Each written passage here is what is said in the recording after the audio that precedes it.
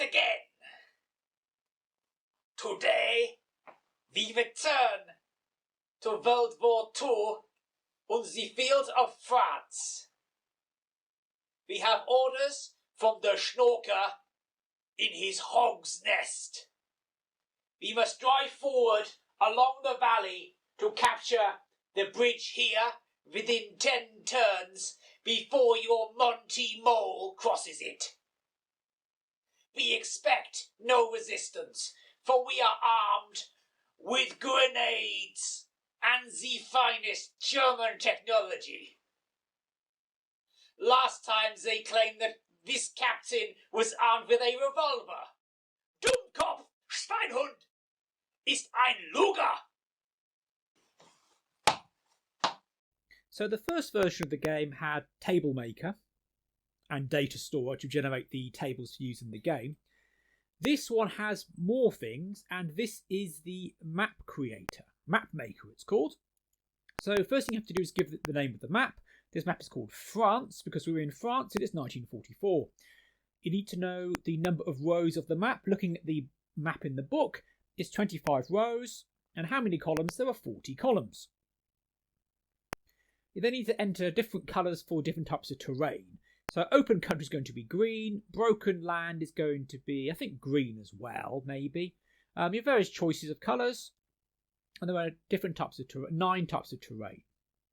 So what could broken is going to be broken is going to be green, I think. Scrubland though, I think it's going to be buff. No, it's going to be buff for scrubland. Woods will be dark green. Water will be obviously blue. Road will be red. Rail will also be red. We haven't got any rails. Marshland is going to be dark cyan. Town is going to be black, which represents buildings. You then specify the main terrain type for most of the map, and then you fill in the blanks. For this map, the main terrain type is going to be open, which is going to be number 1. So the idea is that if you have a few forests, it's fine. Is it correct? Yes. Is there more than one level? Yes, there is. And what I added in was the option to select a default level, because on the map of France, there are 4 spaces that are lower than the rest. So therefore, I've decided that those 4 spaces are 0, the lowest level. Everything else is 1, and there are 2 contours above that. So most of the terrain is going to be level 1. We now store the data. I also added in these lines to help you differentiate between the 2 hex rows. What we have are squares of 4 spaces, but they're offset slightly to give hexes, and it's not always clear when you've gone down a hex or up a hex. So put those in so you can sort of see I've gone up, you've gone down. I do improve the speed of this. We're now filling in the map with open, which is bright green. Fills it in based on the map in memory. And then we load up the user interface. I've also changed the keys to be QAOP space because they're much, much nicer. And away we go. What I've also done is increase the speed of the video by 5. This is 5 times speed. So what I'm doing here is filling in the woods at the top left of the map. One thing you had to do in the original version is if you wanted to change terrain, was go down to the bottom of the screen, hover over the terrain, press the space bar, then go back and start painting again. That annoyed me.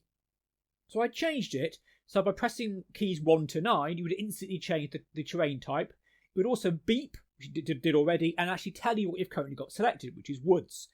The downside of this is it's possible when you press the key that the cursor is left on the screen.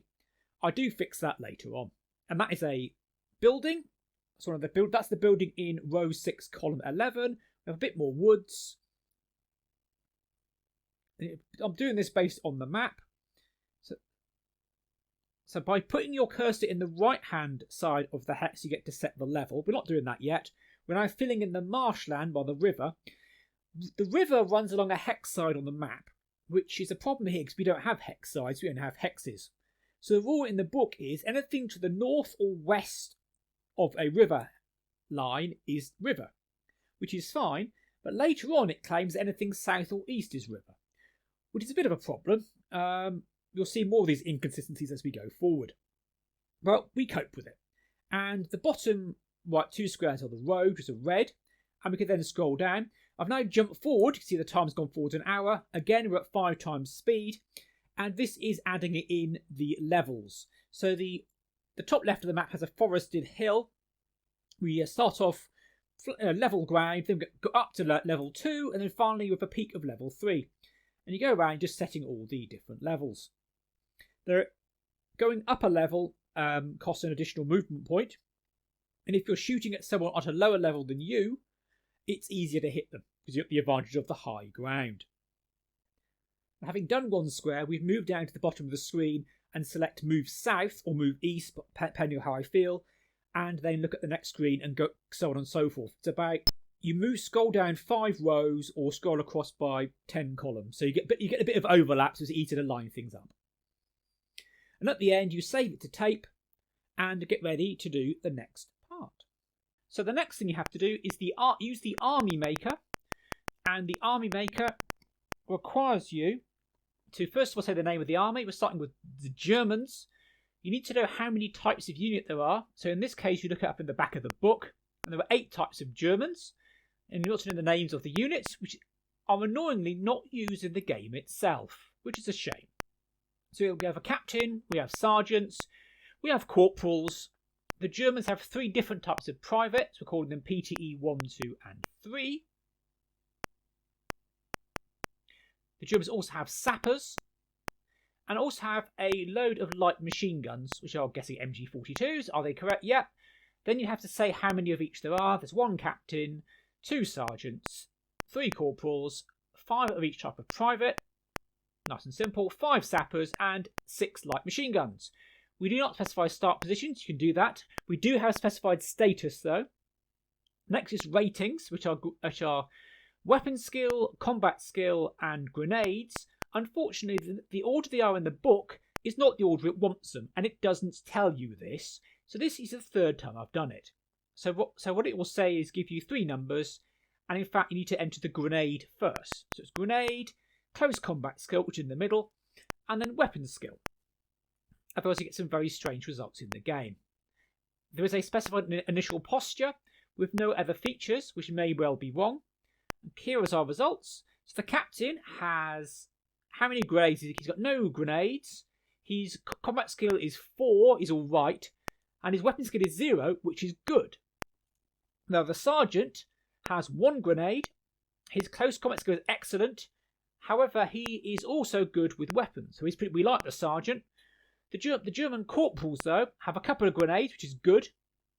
Their close combat skill is pretty good, and their weapon skill is excellent. And we do this for the rest of the German pieces. So this private has a grenade, and so on. And then you need to go for each individual unit rather than type and say, are they active, are they reserve, and are they standing, kneeling, prone, or other. You have to do this for every single piece, including the machine guns. After doing this, you get to save the list to tape. So the Germans require 205 bytes because it is highly compressed. And then you do the same for the Allies. The Allies require 133 bytes. So you save all this to tape. And then we can move on to the DATASTORER. The last thing we need to do is to use the DATASTORER program to take all these tables we've constructed and then stick them all together in a way which has the lengths embedded so the machine code can actually work out what's going on. So we have 4 tables to enter. The first table is the weapons table. We load the weapons table from tape. And that's done, nice and quick. We also have the fire phase table, which is the next one. So we load the fire phase table from tape, but this time I won't do the tape quickly. So you can see how it's portrayed. So we load from tape. We're not using micro drives. And the fire phase table is the one that controls chances to hit. And that consists of a number of arrays, both number arrays and character arrays. So fire phase 1, I think the game wanted me to put fire phase without the space. It didn't tell me to, so I put fire space phase, so we get fire phase. It just about works. So large amounts of data. The good news is you can reuse these tables for different things.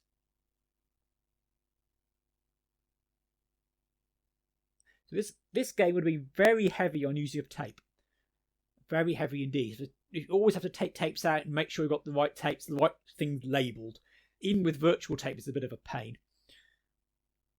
So the fireface table consists of 5 separate blocks of data, which must be unpackaged into memory, which is what's happening now. So after you've completed all your tables, you then move on to the entering the armies.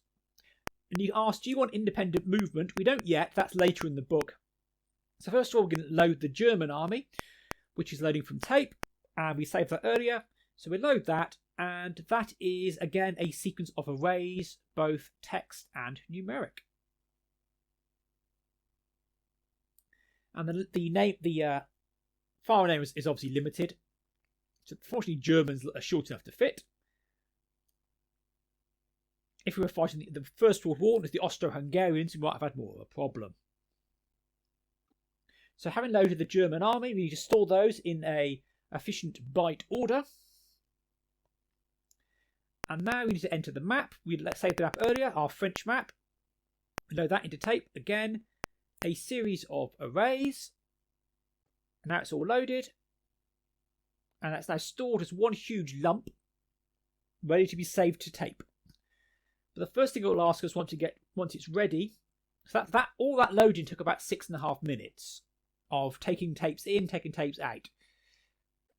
I didn't accelerate the emulator at all, or accelerate loading. So now to enter the name of the war game, which is Brid2, it'll save this as Brid2 4 spaces and then the capital D for data. And now we're ready to play the game.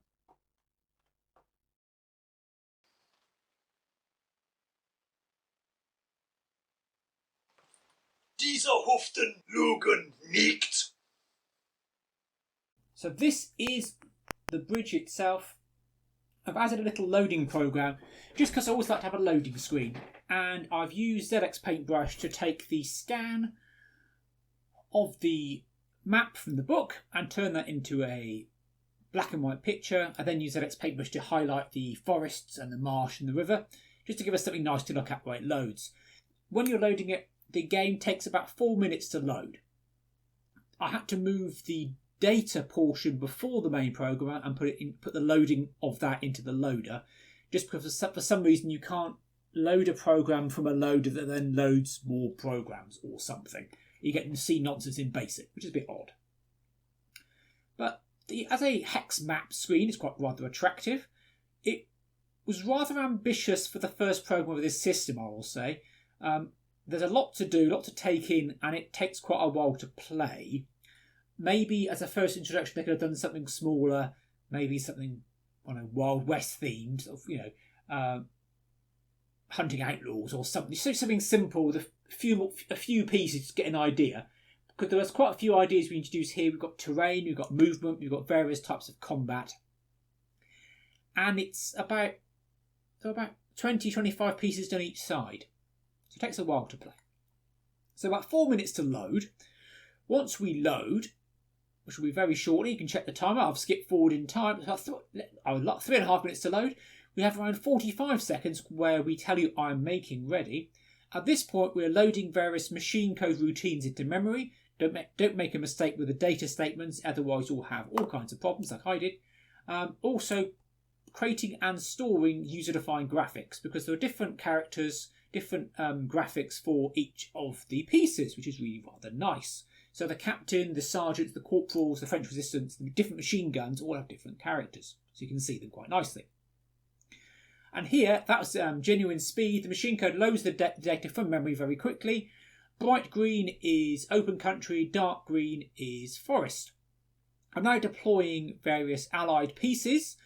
The rules say that your allies are meant to deploy between the area to the west and north of the road and east of the river. They can actually deploy wherever they like. The game doesn't stop you. Here I've deployed the sergeant in the woods. The 3 squares represent the building, which is the main target of the game. However, the game itself doesn't determine who owns it. That's up to you yourself as a player. So although the computer does a lot of bookkeeping for you, you also have to do a lot yourself. example, the blue number is the number of grenades each character has. When you throw a grenade, it's up to you to reduce that number by 1, which did rather surprise me. There are some features missing in this game, we'll get to that at the end. But here you can see I'm deploying the pieces. To start off with, once you deployed it, you just get a generic cross symbol.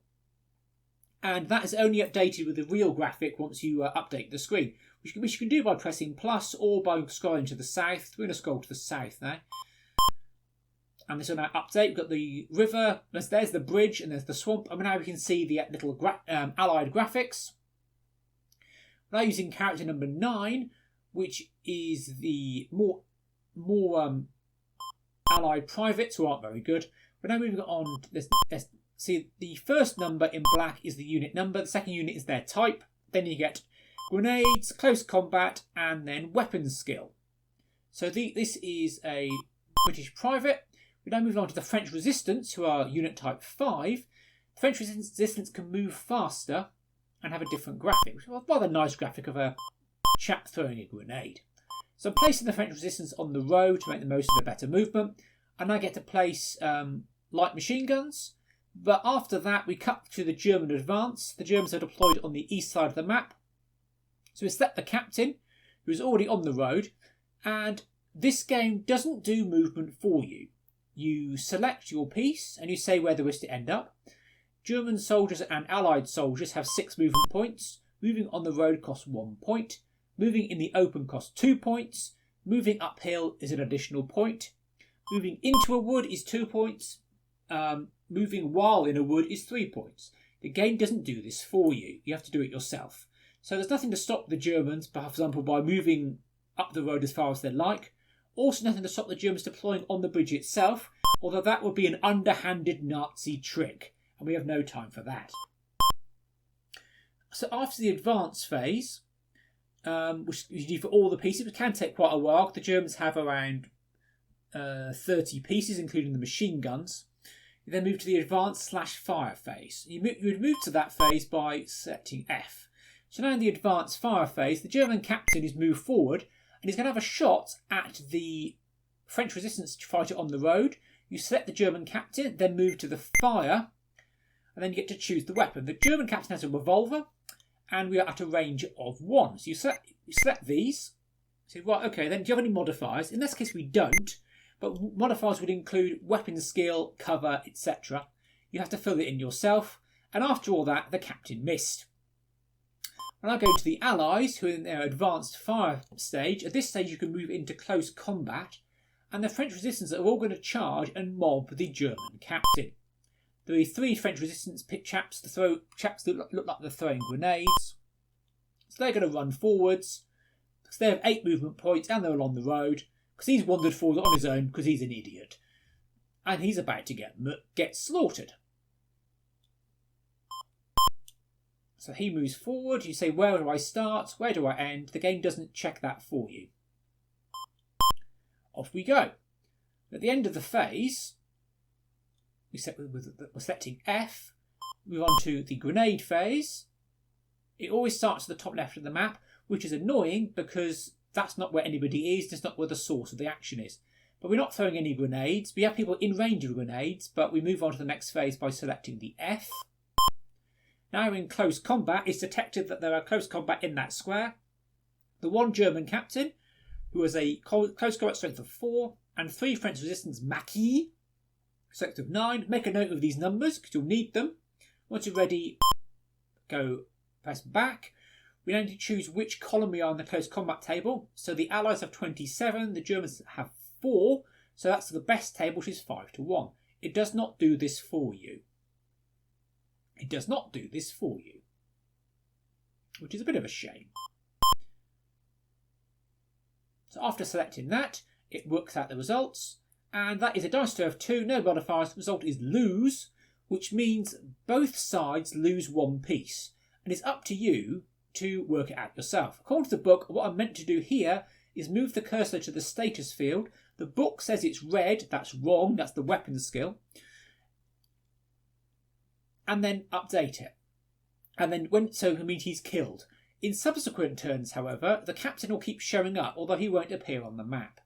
It's up to you to remember, oh, there's a close come up with a dead man, you have to skip it. So, do I like this game? It's a strange one. It's very ambitious. There's a great deal to type in. The map editor is really, really good, especially once it's fast in the game. And I like the idea of the army editor, but not having the names of the characters is not so good. There are things that are missing, for example, line of sight and cover, but those come up in later games in the book, so I don't want to hold it against it for that. However, not updating you've killed somebody or not updating you're wounded isn't so good. However, what it does do, if a character is panicked, it'll automatically rally them at the start of their next turn. So it does something for it. So I'm certainly looking forward to looking at the other games in this book. There's a few of them which look rather intriguing. But probably not for a couple of months, so give it a bit of a chance to recover. Anyway, thank you for watching.